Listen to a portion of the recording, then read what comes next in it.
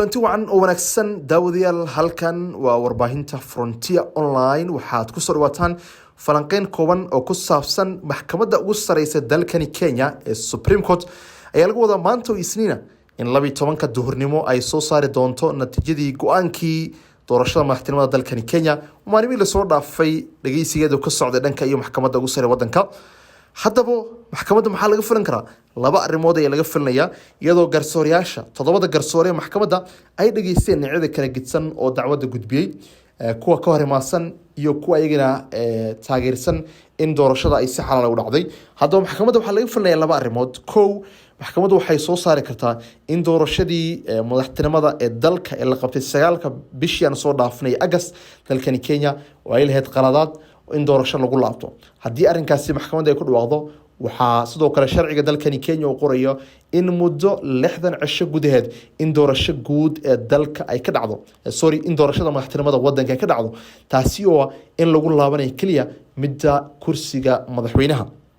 arrinkan waxaa maxkamadda sare ee dalka ay hadda koran ay ku dhawaaqday 2017 waqtigaasina waxaa keeska gudbiyey Raila Odinga oo ka hor imaasanaa guushii Uhuru Kenyatta. maxkamadda ayaa daaqada ka tuurtay doorashadii waxayna amartay guddiga doorashooyinka dalkani Kenya ee IEBC inay doorasho 60 cisho ay qabato.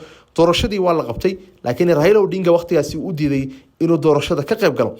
arrinta kale maxkamadda laga filanay waxay tahay in maxkamadda ay dhacdo wax qaladaad ma aysan dhicin taawgeed in la dhaariyo William Ruto. markaasi waxaa la gudagalayaa diyaarintii iyo xafladda dhaarinta William Ruto. haddii arrinkaasi maxkamadda ay ku dhawaaqdo sharciga wuxuu qorayaa in 13ka bishan aan ku jirno ee September in la gudagalayo dhaarinta William Ruto. sharciga wuxuu sidoo kale qorayaa in William Ruto dhaarintiisa lagu qabanayo fagaara dadweyneed ama public place lagu qabanayo, waxaana sharciga uu leeyahay in inta u dhaxayso 10ka barqanimo ilaa iyo 2 duhurnimo in waqtigaasi la qabto xafladda dhaarinta.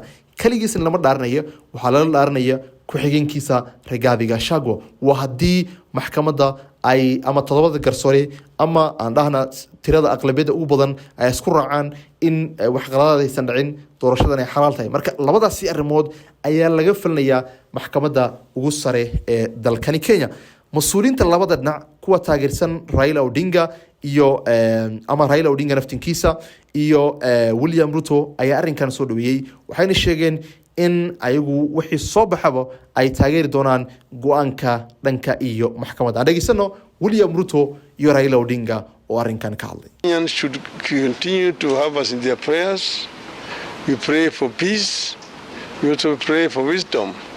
And we hope that the Supreme Court will deliver a fair ruling which will help us to strengthen our democracy in our country.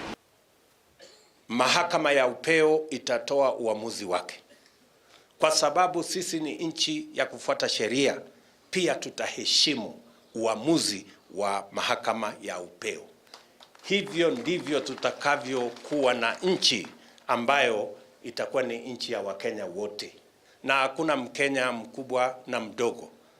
Wakenya wote ni kiwango kimoja chini ya sheria na katiba yetu ya Kenya.